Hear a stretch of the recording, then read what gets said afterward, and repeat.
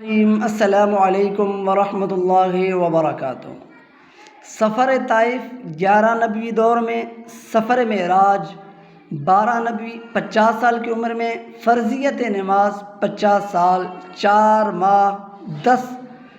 ماہ 19 دن کی عمر میں، بیعت عقبہ اولیٰ 12 نبوی سال، ہجرت نبوی، گھر سے نکلے یعنی رات 12 ستمبر، غار ثور سے روانگی 4 شب 1 ربیع الاول 1 ہجری، آمد قبا یعنی مدینہ منورہ برود شنبہ 8 ربیع الاول اور 13 نبوی دور، مواخات مدینہ میثاق مدینہ 1 ہجری، غزوہ بدر 2 ہجری، غزوہ احد 6 شوال 3 ہجری، غزوہ خندق ذی القعد 5ویں ہجری، صلح حدیبیہ 1 ذی القعد 6 ہجری، خطوط بنام شام سلاطین 6 ہجری کے آخر میں، غزوہ خیبر محرم 7 ہجری اور غزوہ موتا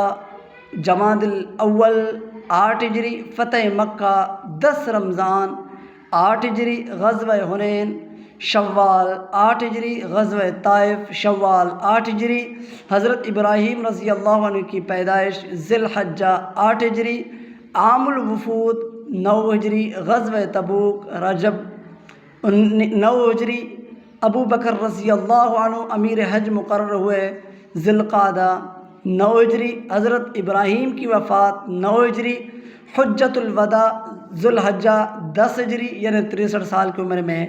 مرض وفات سفر 11 ہجری، وفات النبی صلی اللہ علیہ وسلم ربیع الاول 11 ہجری یعنی 63 سال کی عمر میں ہوا۔